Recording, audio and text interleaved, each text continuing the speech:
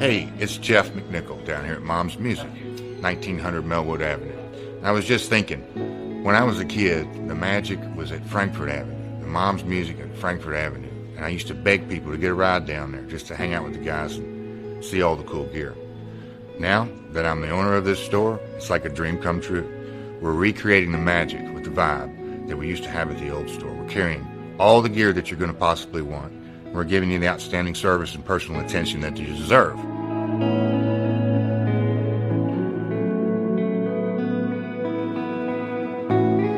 Yeah, so we've got the great guitar shop here. We're carrying USA Fender, USA Gibson, Paul Reed Smith, Gretsch, Jackson, Charvel, anything you could possibly want, we're going to have it for you. Mom's is and always will be Louisville's music store.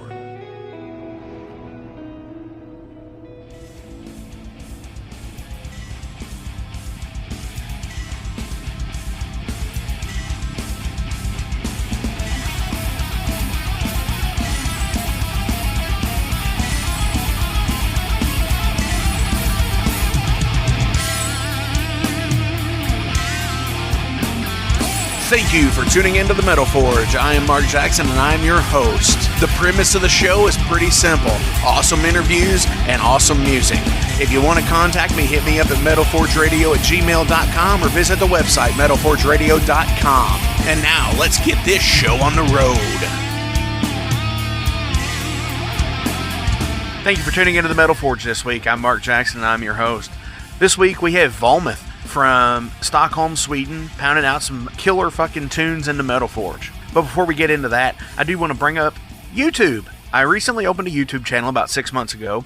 I haven't posted anything to it except for the last few weeks. Started with a trailer, and then I went to the Andreas Magus interview from Bewitcher. And this past Wednesday, I uploaded the episode with Lips from Anvil. I'm not in a partnership program or anything like that. I don't have the followers or the views because, like I said, I just opened the page. But I am having a little bit of an issue with YouTube because in uploading 2 episodes, I've already received a copyright violation. It probably was the oversight on my part, but unfortunately, it's not really said what is considered fair use, like if you cannot use like any bit of a song, because I think I had like 35 seconds of a song in one of the episodes, which I had faded the song out at the end of an episode. But apparently there's no saying of fair use, like, you know, typically in like morning radio and stuff like that, you can use like 35 to 40 seconds of a song and not be grilled for the royalty, I guess you could say. So if you're out there and you know about like what's fair use on YouTube and such like that, because like I said, I'm new to this, shoot me a message and let me know so I don't make this mistake again. But anyways, let's get on with other stuff here. But last week's question was, what is your holy grail find from a band? Neil said he wanted a road case that Metallica used on the Justice, like Wherever I May Roam tour. You know, the ones that look like the box set from Live Shit, Binge and Purge? That's awesome. I would love to have a case like that. I don't know exactly what I would do with it. I would probably make a bar or something out of it, like a little roll around bar top, or maybe a memorabilia display case for Metallica. You know, like to display my No Life Till Leather cassette, my just cool stuff like that, that memorabilia from the band that I have. Super cool, Neil. I love that idea. Shout out to Josh Carpenter, because he said that he would love to have one of Steve Harris's wristbands, which apparently you can only get at the end of a show when he's throwing them out, which is surprising to me, because with all of the bands that have taken these things, like these stage-used clothing and guitars, and, you know, because they'll play it for like one song or something like that on a tour and then auction it off for charity, I would be surprised that like Steve Harris wouldn't have done something like that already. But apparently, you know, you can only get it at the end of the show. But like I said, I'm surprised that Steve Harris hasn't done anything like that through the Maiden fan club, to where, you know, he would auction off wristbands, or like the seatbelt cover, as I like to call it, where he, for his shoulder, like that everybody puts on their seatbelts in their cars for the shoulder strap, for his guitar strap. Chuck Baxter. Shout out to Chuck as well. Super cool dude. Said he wants to have the shirt he once had of Iggy Pop, where he was putting his fingers in his ears. He said he used to have one that he got from a dear friend. in the 80s, and he lent it to a singer at the time and never got it back and can't find a replacement. Dude, that is such a sad and sweet story that, like, I know we all lend things out, and there is always the possibility of things never coming back to you. But, you know, when it's something that's beloved like that, I totally get what you're saying. There's some things that I've lent out that lending them out to a significant other or something like that, and then that happening where you break up or something, and you're like, shit. 3 months later, you realize that, oh, hell, they have my such and such. And it's like, well, that's gone now. So, yeah, dude, I totally get what you're saying.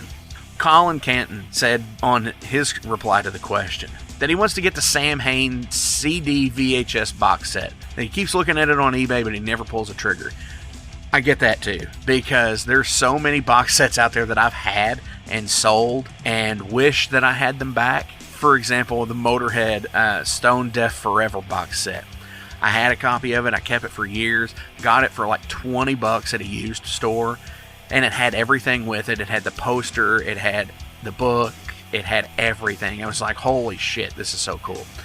And then I ended up selling it for like $100. And I have not found another copy of it that was like a reasonable price since. And, you know, it's like you never really realize what you have until you don't. It's kind of weird. It kind of sounds like a song I heard one time. But one of the funniest replies that I got to this question is Mallory from the Patreon subscriber list. Her holy grail find is a marriage license with her and Scott Ian. And that's just too fucking funny. I'd love to see you take on Pearl for the honor of Scott. I'll promote it even. Metal Forge fights. Let's go. Mallory versus Pearl. That'd be fucking awesome. So this week's question is this. If that was your holy grail, what is your most prized possession from a band that you have? But anyways, let's go ahead and thank the sponsors. Mom's Music, Maxwell's House of Music, Tattoo Charlie's, The Wrestling Steve Show, It's Gonna Get Weird podcast, Better Days Records at 921 Barrett Avenue. If you're in the Louisville, Kentucky area, come check them out. Come look at the metal vinyl section that we have of these bands that I'm going to be featuring here on the Metal Forge and the Night Demon Heavy Metal podcast. And obviously the Patreon subscribers. Without you guys, this show would not be able to do what it does. I love you all for that. Thank you all so very much, seriously. So who's ready to hear some Vometh? I know I am. So let's do this. This is Driven by Violence.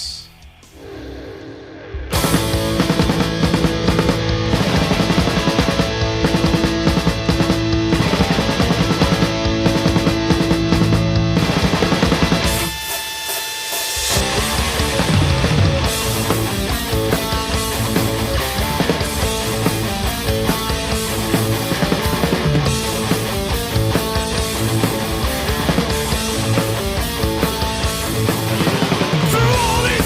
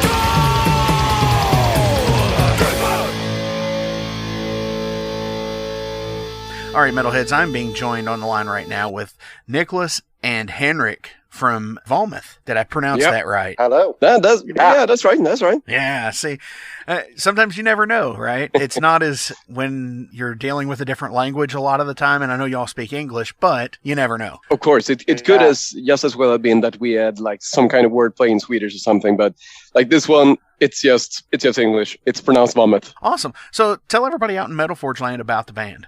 Pedley, you might be the best one to describe Niklas, I should say. So I want to know what I'm talking about. We were founded in 2019. We worked together, me and Henrick. So we were just we were having a lot of music, similar music taste. So we were like, let's start a band. So at the moment, it's only the two of us. But I still remember the moment where we were going to. I think it wasn't it the Metallica gig in 2018 or something on the 7th of May in the Ericsson Globe, and we were driving in my car, and we have similar music tastes and stuff, and I think I said to Niklas we should start a thrash metal band. We have some pretty cool ideas, and we think we can contribute. For sure. And it looks like here, since you all have come out in 2019, you've released Final Warning, which was an EP that came out in June of last year during the pandemic. Well, we're still in the pandemic, of course. And then Death to All and Driven by Violence. Oh yeah. So the one with 4 songs on it and one with 2 songs on it. Yeah. Or I should say singles. More correctly, yeah. Right, because it's pretty cool because they have their own individual artwork. Yeah. It has quite a funny story about the artwork. I think I offered to do I did the original logo for the band that we don't use anymore, and Niklas found an artist on Fiverr. Instagram. It was okay. So it was Instagram. Yeah. Oh, I was misinformed. He had some pretty badass artwork, and so we reached out to him, and he's the same guy that we've been working with ever since. Nice. Yeah, Indonesian guy. That's cool. The logo is straight up thrash metal. This logo is straight out of 1983. Yeah, exactly. I mean, I take that as such a big compliment. Yeah. Well, I mean, it's the angular, the sharpness. It's a grabbing logo. And I think that's one of the major keys that what most thrash bands have to have is a logo that's like, I know exactly who the fuck that is. Yeah. Exactly. Yeah, exactly. So I mean, there's so many bands that you see them from a distance, you can't even see the whole logo, but you know that that's the band. For sure. And that's one of the things that every subgenre of metal, whether it be death, thrash, anything like that, typically have their own idea of logo. Yeah, definitely. With the death stuff, you get a lot of sharp points, but you get a lot of sickles and upside down crosses and so on and so forth. You also get the tree logos, as people call them. Oh yeah. Yeah, the bird's nest. Yeah, the bird's nest. Yes, exactly. I think I've always been a huge fan of thrash logos because of the angular sharpness. There's no chance of mispronunciation, essentially.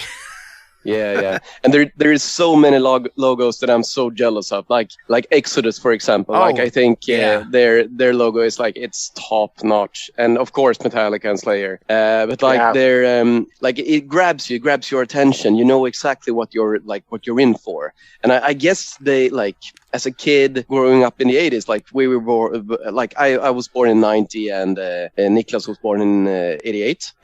So we weren't around in the heydays of thrash back in the day, but I can just imagine going to a vinyl record store or something and looking at the record the covers and seeing that, and it must have been so cool to see those this grabs my attention.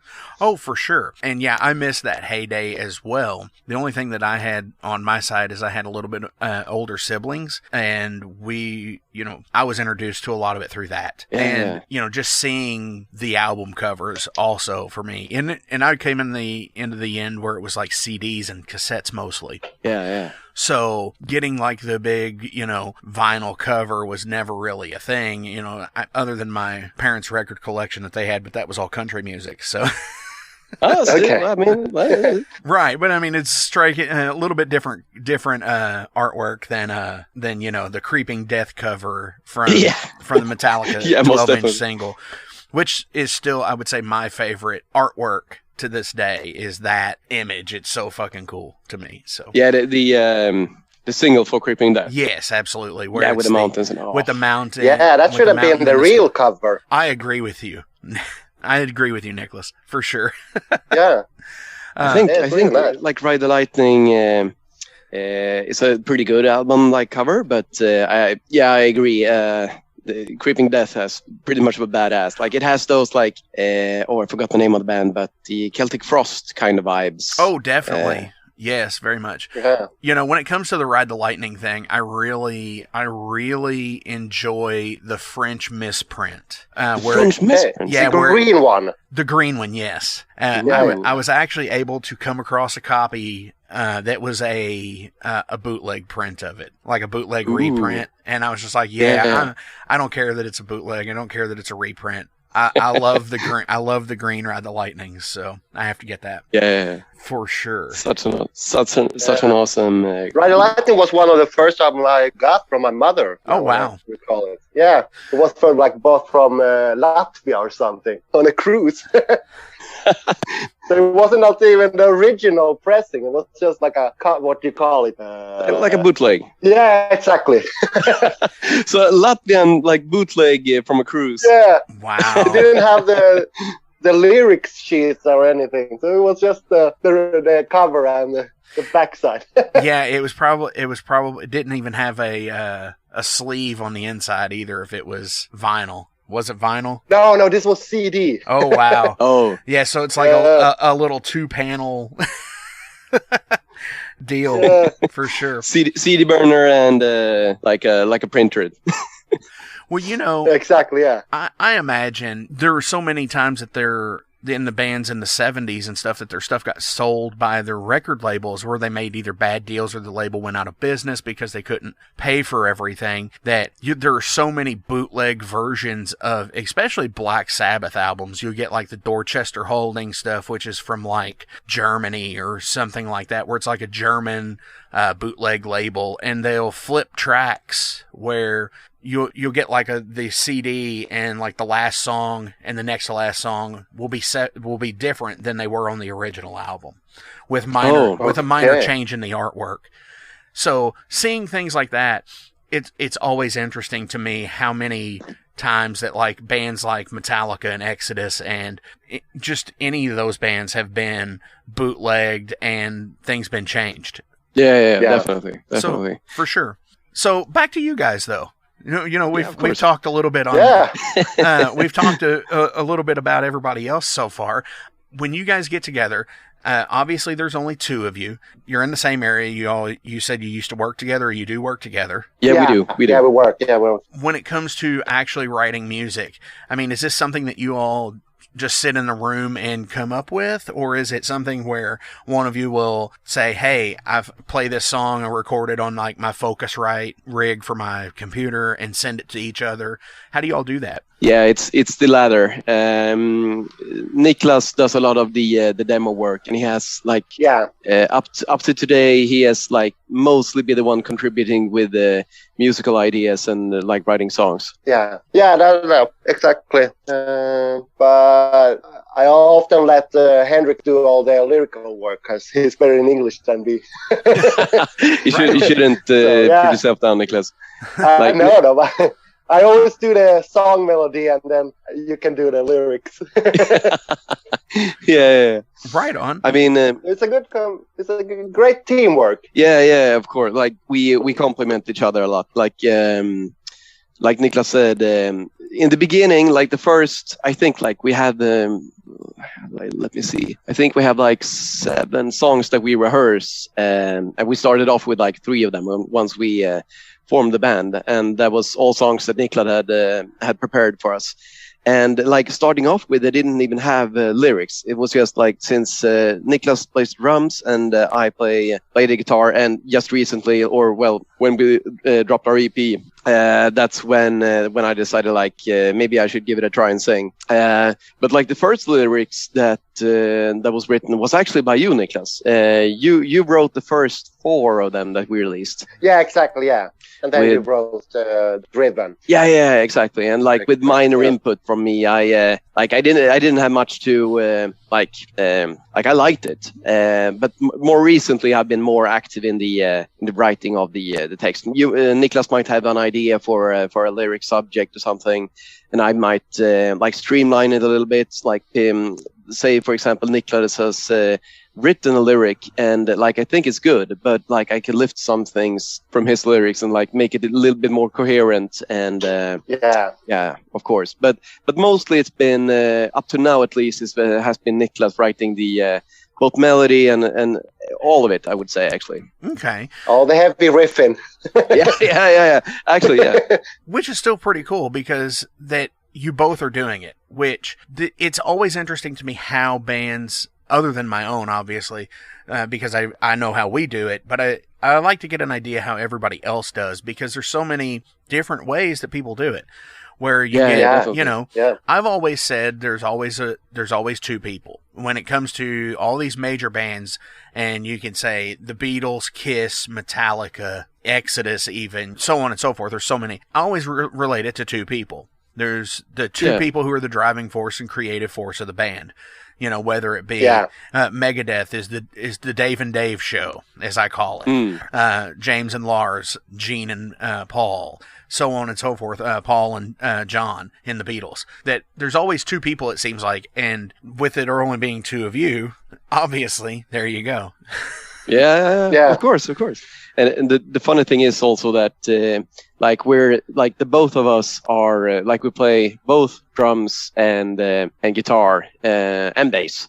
So I mean the funny thing is to hear like when Niklas has written a song or something, and I can like vibe with that like immediately. I'll be like, oh, this is a cool riff, which makes it so much easier. Like say for example that Niklas had only ever played the drums and never like took up guitar or anything, like it would still have worked, but it makes it so much easier that he's able to like record what he like the vision of what he wants to do, and like instead of like humming like a melody or something, like he has like this clear picture in his mind of, okay, this is the structure of the song, and here comes a breakdown, and this is the melody, and this is going to be chugging and stuff. Exactly. Like, that's so funny. Like, or it's a positive for us. Interesting.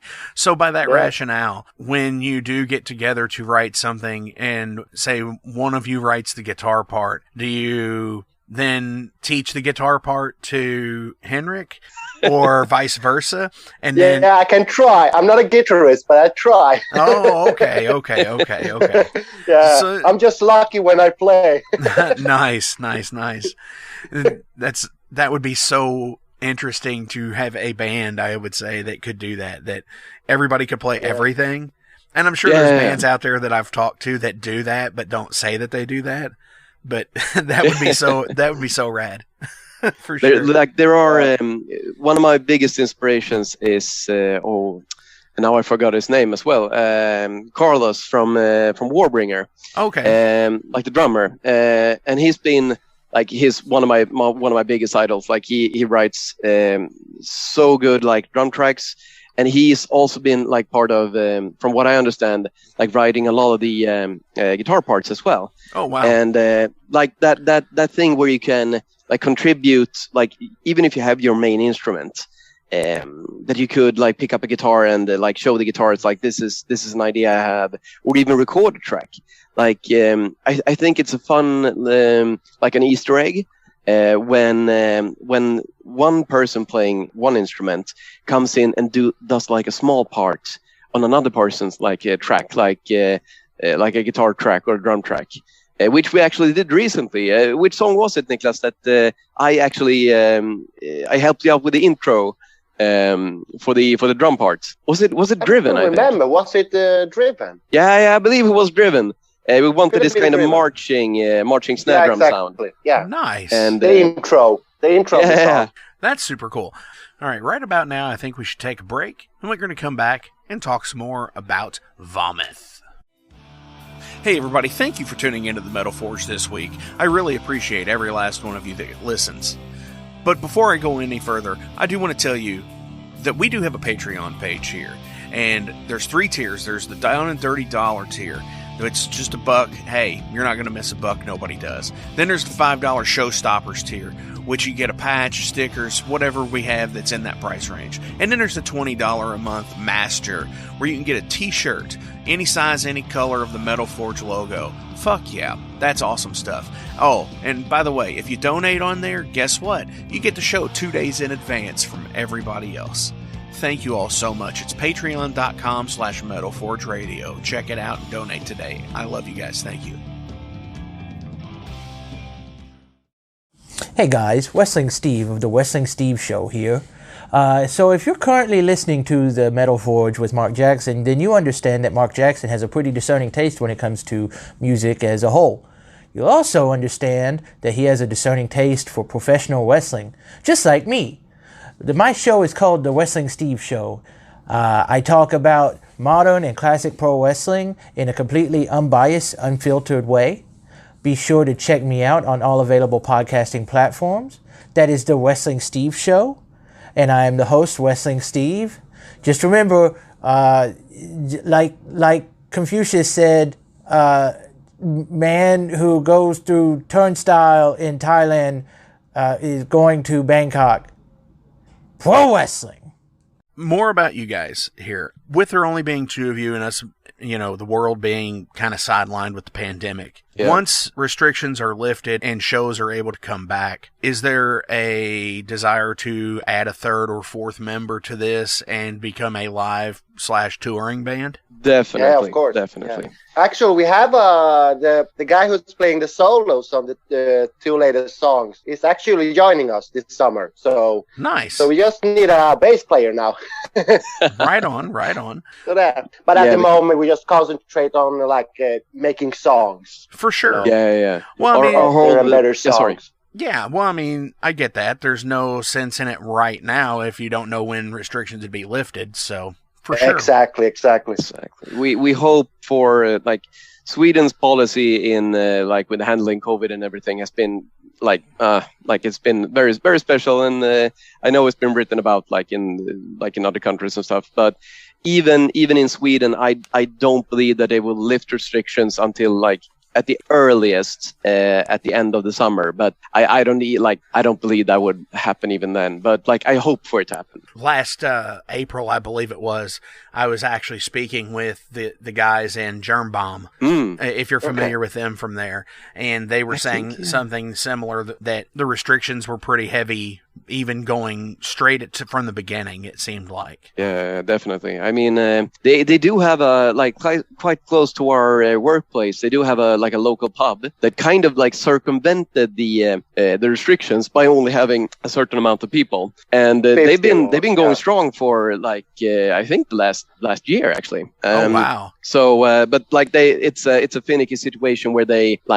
try to make it work even with the restrictions, but it changes all the time. For sure. Yeah. For sure. But we definitely feel me personally at least, I've only played in a punk band before this band, even though I was raised on rock and metal, and that's always been my thing. I ended up in a punk band playing drums, and that was eye-opening for me. That's when I realized music is what I wanted to do. I don't expect it to be something that I would get a steady income from, so that I can live off of it. But it's something that I want to do always. And the biggest contributing factor to that was the playing live gigs. Live. That was we did a few tours in Sweden with that old band, and we had the best time ever. So like, and I haven't been in a band for I think it was like three or 4 years since I quit the punk band, and ever since then I've been longing for getting out and playing live again. So as like at the second like they lift the restrictions and allow us to play live, hopefully we'll have a bass player and we'll be ready with a bunch of songs to go out and play live. Right on. Yeah. No, but it was such a bad luck because just when we released the EP, they were like, no, now we can't gig. Fuck. Yeah, that's when we realized. We're like, now we got songs out. Now you can listen to us. Maybe come to the gig. No, we can't gig now. Yeah, okay. let's put that to nice. Okay, let's just create more songs then. Yeah. Right.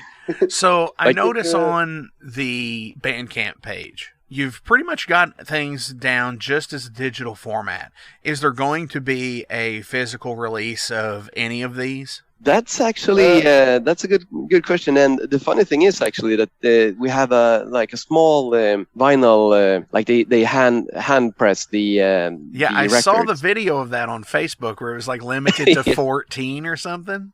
Yeah, exactly. Yeah, it's just the closest friends and stuff. Yeah, definitely. Trying it out small and seeing if and we'll see. Like hopefully one day, like both me and Niklas likes vinyl records, and the dream would be to have, like, say, for example, a whole album or something like that out on vinyl.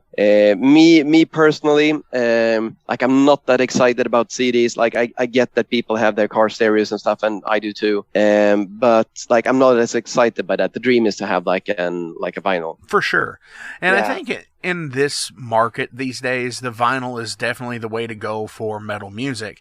I think it's vinyl and I think it's digital. And if you package either a download code with the vinyl, or if they buy it off of the Bandcamp page and you offer the digital download with it, I think that's definitely the way things have been moving for most metal bands these days. Yeah, definitely. Yeah. And I have a horror story of like a mate that used to like friends with the old punk band, that he in his band, I think they had a contract with like their record label to print them a certain amount of CDs, and like the record labels weren't the ones selling the CDs, like it was the band itself. So it ended up with them having like a stockpile of like CDs that they just couldn't, like they were popular, and they are popular, but like there wasn't a market for the CDs.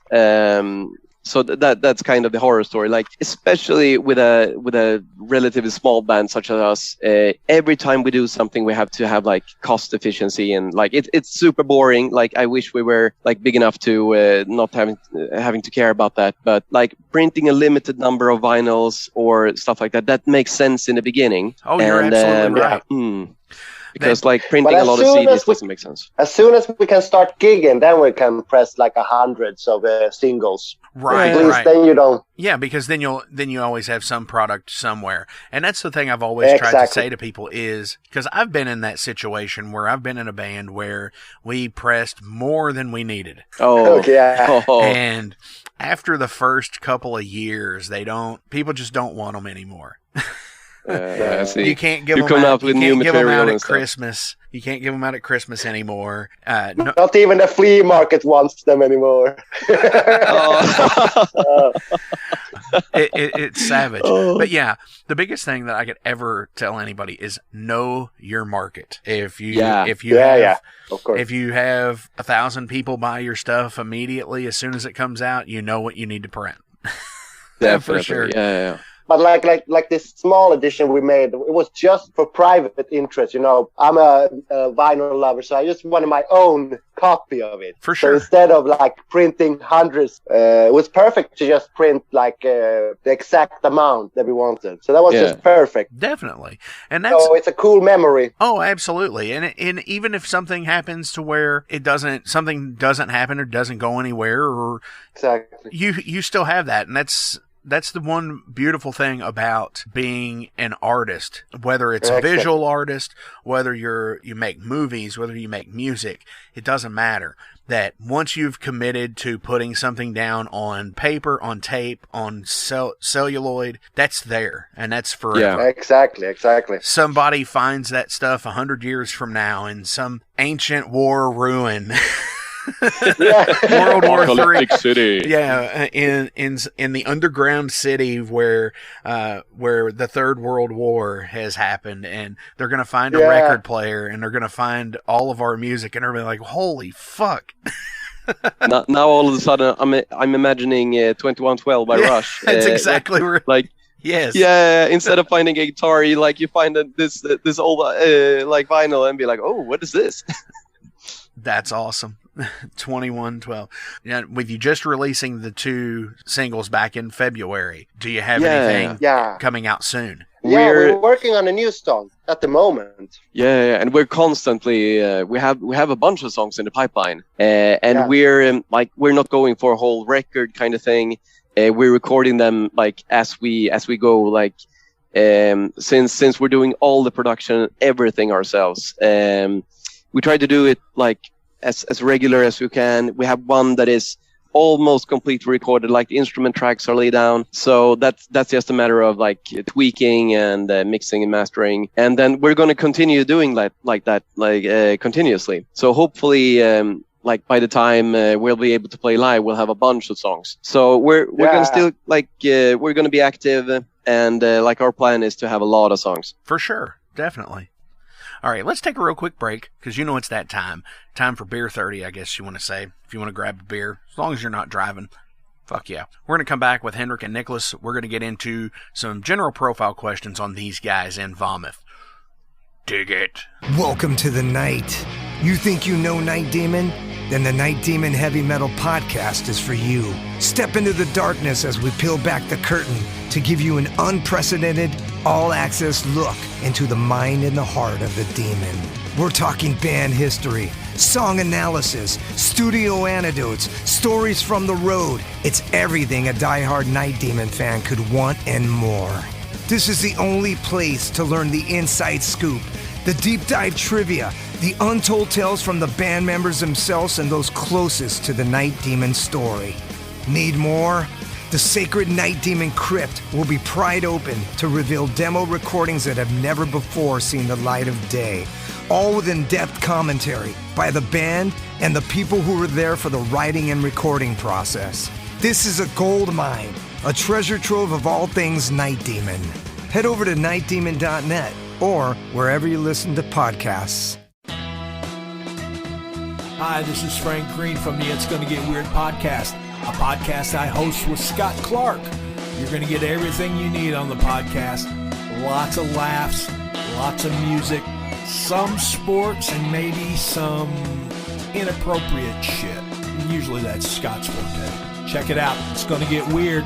Apple Podcasts, Spotify, Google Play, and everywhere you get your podcasts online. It's Gonna Get Weird. Hey, what if you don't get out of here and make it fast? I'm gonna put my foot right in your ass. Oh! Hey! So let's shift some gears here. Let's get into some general profile questions about Niklas and Henrick. This is all about you guys because I like to know what make people tick. And if anybody's ever listened to the show before, they know where this is going. We're ready. What do you invest too much time into? Ooh, procrastinating. You invest too much time into nothing. Yeah, definitely. Like that's like if I see in total how much time I have on my hands and what I actually do with that time, like it's embarrassing. Like I don't do enough of the stuff I love. Yeah, definitely. But I don't know, Niklas, how about you? Oh God, beer drinking and guitar riffing. But that's all you can do these days. But that's good stuff to waste time on, Yeah, exactly. You shug in the riffs and you're like, open the gates to hell or something. Hell yeah. Chugging riffs and chugging beers. Yeah. That's an album title. Chugging riffs and chugging beers. Mixed up with Municipal Waste, chugging beers and chugging riffs. That's right. What's the last thing you watched on YouTube? Oh, what could it have been? Like, was it a documentary or something? I don't know. Like, I watch a lot of YouTube. That's part of the procrastination thing. Definitely. Yeah. Niklas. Was it? I have to think. Yeah, maybe it was the clip you sent me, Henrick, about the guy who was doing the stuff with Run with the Devil You know, About timing. that music production guy quantizing Van Halen. Yeah, exactly. I think that was the last one. Nice. Nice. What food can you not stand? I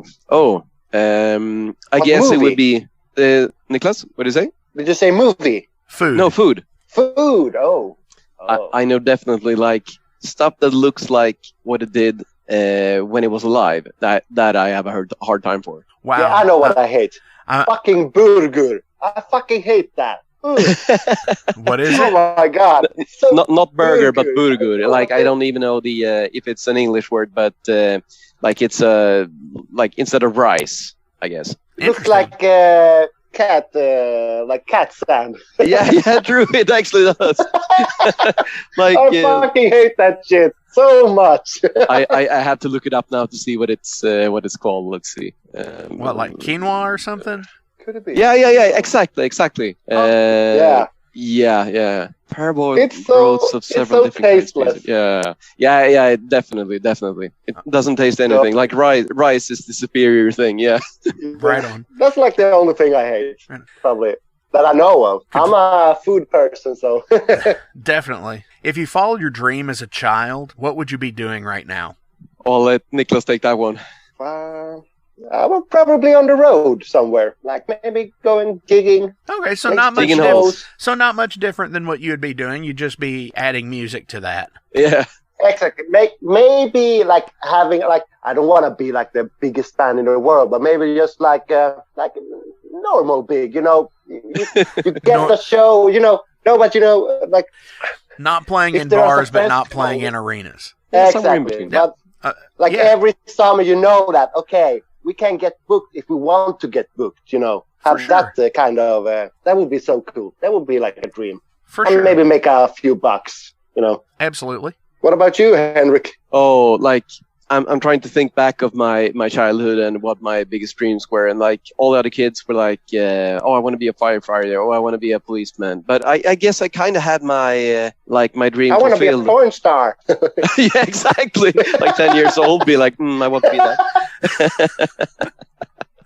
No, but I guess like we have a lineage in my family of doing like military service and stuff. So I did basic military training, and so I guess that was my dream when I was a kid. I didn't pursue it as a career, but I actually guess I did what I dreamed about. Yeah. Apart from like being a rock star, of course. Definitely. Watching too many Rambo movies, man. Yeah. Face paint on, M60 at your side. What is something you've always wanted to do, but you're not coordinated enough to do? Ooh, actually play like thrash metal on the drums. I guess that would be like my level of like drumming. It's like I struggle so much. I basically taught myself. I did a little bit of took a little bit of drumming lessons when I was younger, but mostly I'm self-taught, and like I'm struggling so much with like fast fills and stuff, and that like it mostly comes down to coordination. Yeah. Okay. I get that. I'm not a drummer either, and I would like to be able to play drums, but I just can't do it. I'm not coordinated enough to. I get it. Yeah. It's like 4 limbs that you have to keep. Oh yeah, keep in absolutely. check. So when it comes down to people like Danny Carey from Tool, Yeah. completely blows me away because he'll be playing in 3 different time signatures with 3 different limbs, and it's just like, Yeah, and what? He's a fucking beast. Oh, absolutely. What about you, Niklas? Maybe singing would be something I would like to like. Right? Yeah, I always been inspired by Dave Grohl and Nice. those multi-talented guys. But that's something you're coordinated enough to do, but like Yeah, I guess I have to watch more YouTube movies or something. How to sing. How to instructions. sing like Freddie Mercury. For Neighbors sure. won't love me, but I'm following my dreams. For sure. Who does when there's a metalhead like living next door? Galileo! Galileo! What is the worst album by your favorite band? I'm gonna be very, very controversial here and say Load and Reload. Whoa! No way, man! Yes, what a surprise! yes. Like I'm a huge Metallica fan, but I can't stand Load and Reload. Like they have a few good songs on them, absolutely. I won't bash them for it, but like I even prefer Saint Anger over like Load and Reload. To be honest, I was like, about to sit there and say, I know. so you just basically said that Saint Anger was better than Load and Reload. Wow. Yeah, unpopular opinion. At least Saint Anger is punk. Yeah. No, well, I get maybe. what you're saying with that, Henrik, because a lot of people, at least in my circle of friends, I like their entire career. I'm one of those guys, but I know a ton of people who are just like a first 4 albums person, and that's it with them. So yeah, I totally get what you're saying. Like I'm mostly like that, but like the thing is, the whole band name, like Metallica, like it's hard to they did what they loved, and that's what matters. Like no one, like I have such a big fucking problem with like gatekeeping and like poster culture and stuff like that. Like I can't fucking stand it. Like Lich King did a like a great song about like gatekeeping and stuff. I don't remember the name of it, but no one should be able to like tell you that you can't listen to this song or you can't because it's not metal. But like I'm sort of in between with like my personal taste is that like they're not bad albums, definitely not. I'm not saying that. You just don't prefer them. I get it. Yeah, and like I fully respect that people love them, and that might be like their preferred like or favorite Metallica records. So I'm definitely not bashing on it, but like yeah, more like in my taste. Yeah. No, absolutely. I agree with you, and I agree with you to the extent with the gatekeeping as well. I moderate a group on Facebook for battle jackets and such like that, and somebody had a patch on one of their jackets, and somebody said in the comments to them, it's like, why would you have that on your jacket? And he's like, because I like it. He's like, well, it's generic shit. And I was just like, dude, don't gatekeep people. People like what they like. Exactly. And, like, put whatever the fuck you want on your vest. Yeah, exactly. I said something to the guy. I was like, please don't gatekeep. You know, we don't do that here. And he's like, too bad. And I was like, well, you're gone, motherfucker. Yeah, people get like the guy that the guy that did the gatekeeping, like he was probably triggered by you saying like not to gatekeep. Oh so yeah. It's funny all around when like he gets banned for something like that, because like if you go back to the roots of like metal and rock culture, like what it's about being yourself and like not giving a shit about what other people think. Yeah. And like I think it's almost ironic that it's gone like full circle now. So like you have such a defined perimeter to keep within. Like for example, thrash metal. You're supposed to do this, wear this, say this, and live like this. And I don't agree with that. Like I love thrash metal. And I have my own battle vest, and I love the culture. But like the fact that you have to fit into something that just goes against the whole point of metal, like I just don't understand it. No, you're absolutely right. And the unfortunate thing is that it's bled into so many different things, like movies, and take Star Wars for example. It's you know, you know, if you like the prequel trilogy, you can't be a real fan type shit, and it's like, fuck you, fuck you. Yeah, don't get me started on Star Wars. Like I'm such a die-hard fucking fan. So like, so you're a Star Wars gatekeeper? No, I'm kidding. No, I'm kidding. Kind of am actually. Like not in metal, but in Star Wars. Yeah. The nerdier things get, the more gatekeeping I get. No. But like it's the same thing over there. Like I love the Star Wars movies, and I appreciate the new ones as well. But personally, I don't enjoy the new ones as much as I do the older ones. I understand. I will say, for me, Force Awakens was all right. I could live with that, and then it rapidly went downhill really fast. That's exactly my opinion as well. Like, I love the movies, but like they kind of dropped the ball with episode 8 and 9. Like, for sure. Where George Lucas is having seller's remorse at this point. Yeah.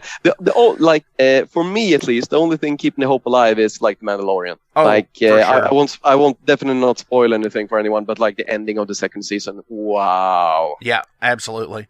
That, and I think the other shows, like they're going to be coming out with like the Bad Batch and stuff like that. Yeah, definitely looking forward to that. For sure. Niklas, did you have any worst album by your favorite band? Oh, I had to think. But I guess we went on a Star Wars tangent with Judas here. Priest.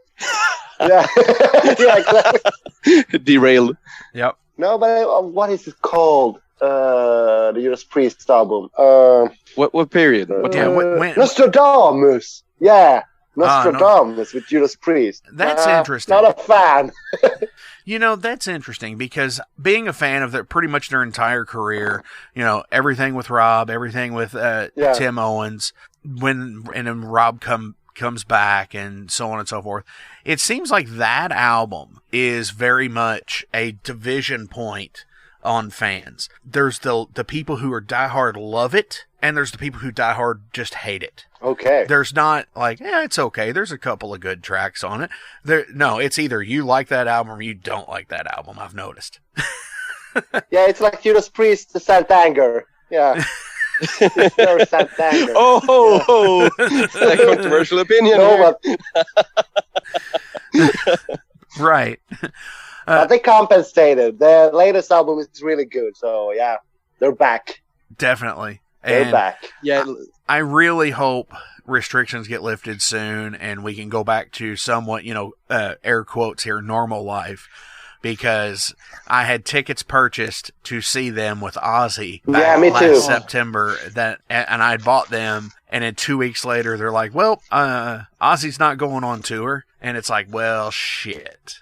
And then 2 weeks after that, COVID happened, and I was like, fuck. Yeah. It's like, well, we're screwed. Like I think, wasn't it like postponed like 2 times, I think? Yeah. I think so, yeah. And that sucks. Especially in Sweden, yeah. Yeah, I believe it was here as well. Yeah, because like... I saw them on the... Sorry? But like the thing is, there's so many bands, like I've seen quite a few bands live, but there's still so many of them that I still want to see, and like Judas Priest and like Ozzy is definitely up there. So like I want to see them before they quit. So like this just like tensions my nerve up completely. Like I don't want to miss this opportunity. Sorry about that. Yeah. No, absolutely. I agree 100%. All right, we're going to take one last break here, and then we're going to come back. We're going to finish this up. Then we're going to rock the fuck out. That's right. Since 1973, Tattoo Charlie's has been an established body modification studio in Kentucky, featuring world-renowned artists and piercers, currently with locations on Preston Highway and in Lexington, a staple point in the tattoo community. Learn more at TattooCharlies.com. Set up your appointment today at 7904 Preston Highway. Our tattoos are done while you wait. Hey, it's Mark Maxwell at Maxwell's House of Music. Listen, all this stuff is now available to purchase on our website. Check it out at maxwellshouseofmusic.com. We carry all the top brands, like Fender. We got Gibson. We also have basses. We've got ukuleles. We got drums. We've got sound gear. We've got keyboards.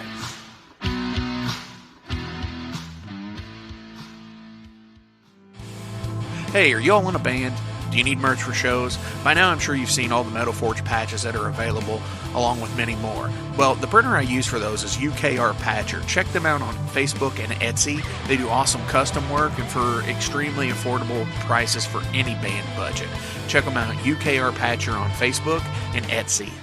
What is a band that you like that none of your friends like?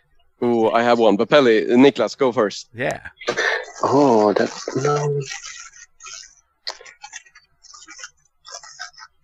Fuck. Yeah, I don't think I have. So you mean all your friends listen to all your music? Not all of them, but I have some like that has the same. But what could it be? Maybe I have to think about that one. You go ahead, Henrik. I can tell you, like, with me, it's so funny because, like, I will probably say like a metal album or a metal like artist. But the thing is, like, I'm mostly with my friends, like, with the exception of Niklas and a few others. Most of my friends aren't metalheads. Okay. They don't really like I'm the odd one out in my like regular friends group. So like for that kind of perspective, I would say like one of my favorite Swedish artists or Swedish bands of all time, which is a band called Dr. Living Dead, because like none of my regular friends would ever like listen to that kind of stuff. But like I think they're super underrated. Like one of the best bands ever. They do kind of a Slayer or what's the name again? Suicidal Tendencies, yes, of course. Okay. Suicidal Tendencies and like Slayer mashup.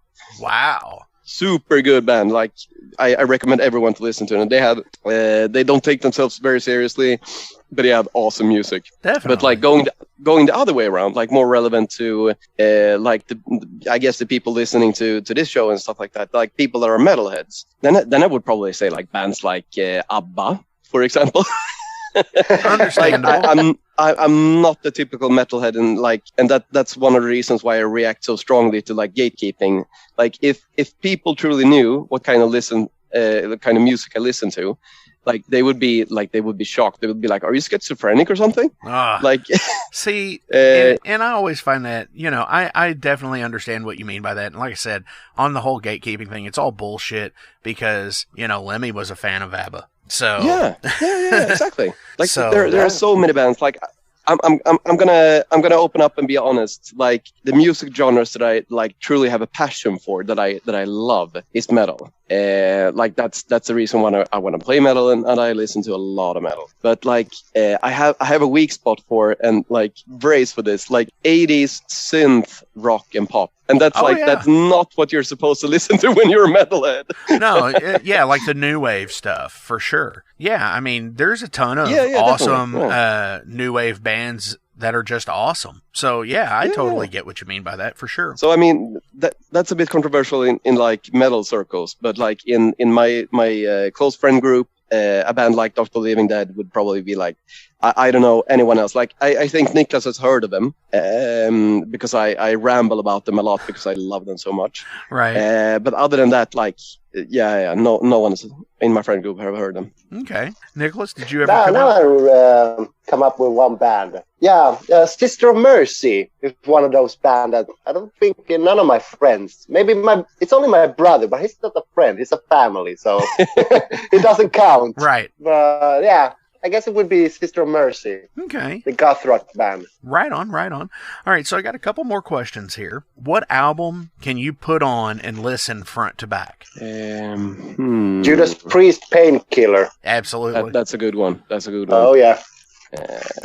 I'm thinking I actually do have like a lot of them, but like either like the latest Exodus album or like what's the name of the album again? I have to check.